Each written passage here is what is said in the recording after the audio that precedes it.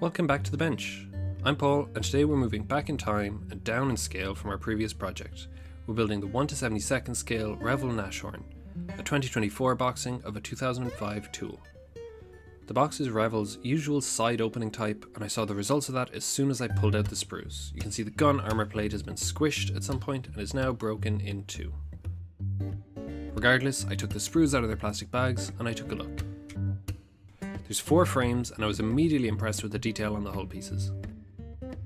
Even the bottom of the tank is detailed with all the hatches and plates you might expect. I was quite surprised to see the running gear and track pieces. The kit provides Lincoln length plastic tracks and each of the wheels are made up of 2 parts. The texture on the fenders and the interior floor is also quite nice and very fine. There's a whole frame dedicated to the gun, and here you can see the damage to the armour plate. Quite disappointing considering how nice the rest of the kit looks. The instructions are Revell's new type, fully colour printed with detailed assembly instructions. Extra points for probably the ugliest painting instructions I've possibly ever seen. 3 schemes are shown, 2 Dunkelgelb and 1 with a green camo, and Love Hearts, which is the one shown on the box art. The decals are provided for all 3, and these look nice too. I wasted no time getting started and clipped out the pieces for the lower hull. I cleaned them up and I assembled them together. And then came other parts like the exhausts. The Nashorn Rhino, or the Rhino, was developed in 1942, and this hull is essentially a Panzer IV hull, but with the width of a Panzer III. The engine sits in the centre of the vehicle and allowed the vehicle to travel at a max speed of 40 km per hour. I removed the 32 pieces required for the road wheels and elected to clean them up with a sanding sponge. This is nice and spongy, so it works well around these round pieces. Next up followed the 16 return roller parts, which also received the same treatment. They were tiny and it was a bit of a challenge to hold them and sand them at the same time. I think I gave myself an accidental manicure during this step. After this, I glued each part to the hull, taking care to keep everything nice and square. The drive sprocket parts each had 8 connection points to be removed and cleaned up, which seemed a bit excessive, but ultimately didn't cause too much trouble. The idler wheels were also a straightforward affair, and once cleaned up, I glued both sets onto the hull.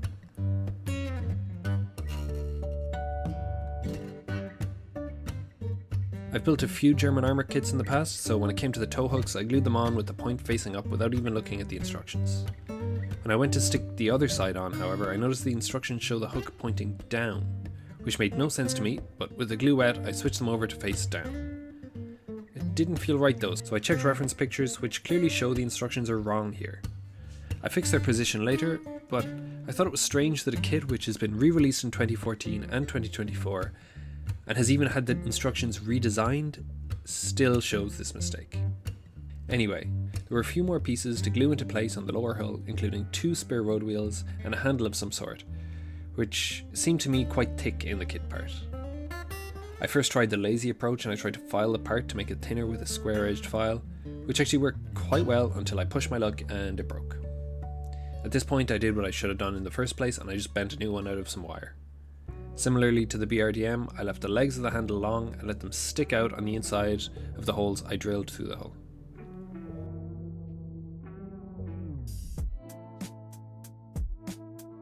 When I was happy with the position, I glued the wire from the inside with super glue and I clipped away the excess.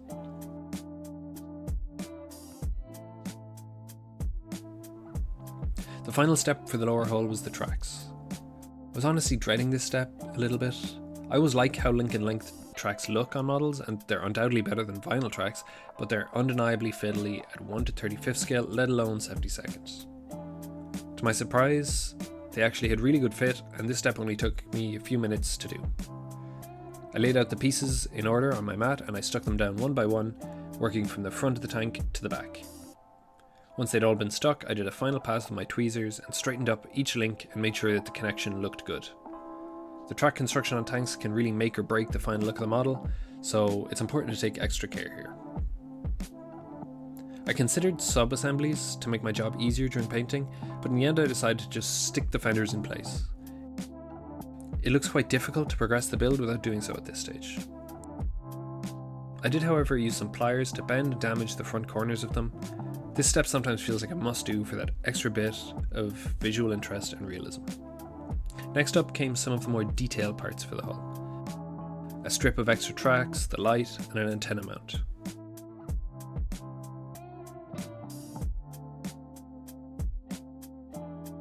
After these, I test fitted the front armour plate and I noticed a pretty big gap between it and the lower hull. I'm not sure if this is my fault or the kit's fault, but either way it was easily fixed by sticking a strip of styrene and cutting it flush to fill the gap.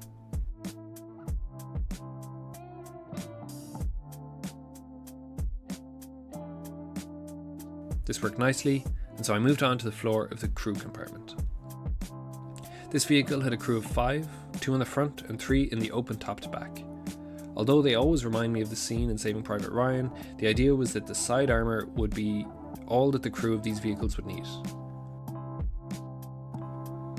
They were meant to operate at range across open ground, often from the flanks, not exactly on the front lines.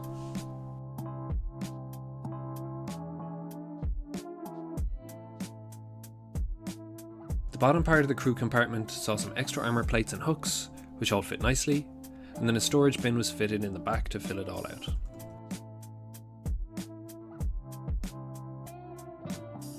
I did feel that the side armour plates were quite thick in the kit parts. In reality they were only 20mm or 2cm thick, which works out at like a fraction of a millimetre thick at 1/72. For this reason I decided to replace them with a much thinner styrene piece from the lid of a tub of ice cream. I used the kit piece as a guide to get the shape correct for each side, and then I used a file to make sure that my cuts were straight.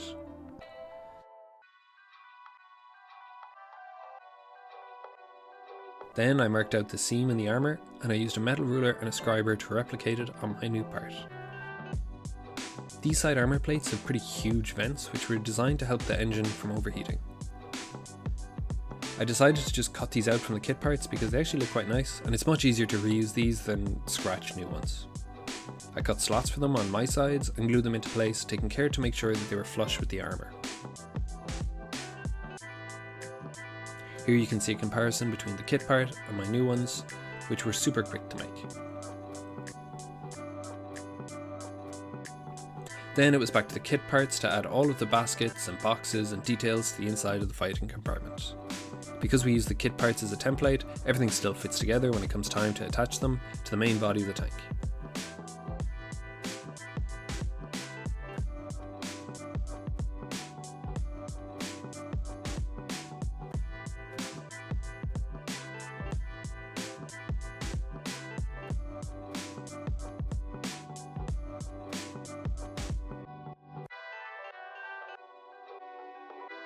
I contemplated replacing the back panel too, but I was happy with the detail on the kit part, so I decided to just leave it be, so I glued it in place, closing up 3/4 of the interior.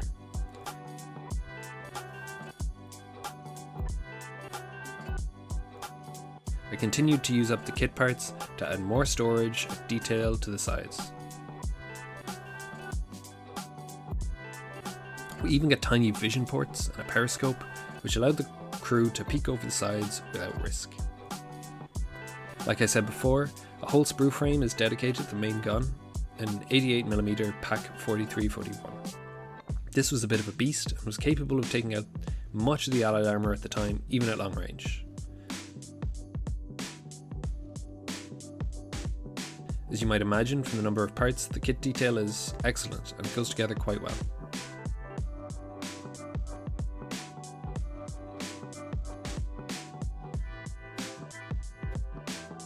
I did however get this really weird defect on one of the side parts. I have never seen something like this on the kit, so let me know in the comments if you have any idea what caused it. Regardless, I filed and sanded it off. It faces inwards anyway and will never be seen, but still a very strange texture that I don't quite understand, and again is a bit of a disappointment from what is otherwise a really impressive kit so far.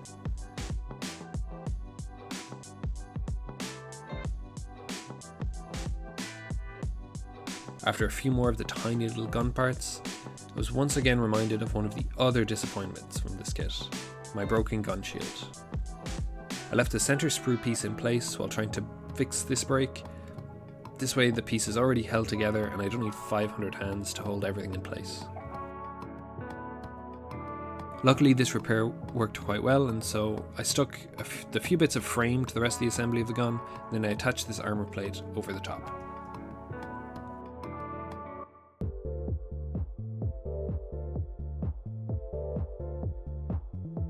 I stuck one of the two sides of the front armour plate on, and I left the other off so that the gun assembly remained removable for the painting stage.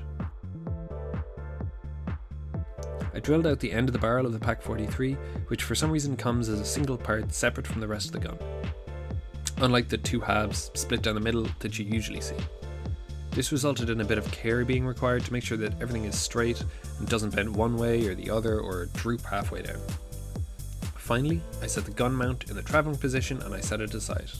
It's ready for painting. If you enjoyed this video and you want to see the rest of the series, please feel free to give this video a like and subscribe to the channel. We'll be painting and weathering this little guy next.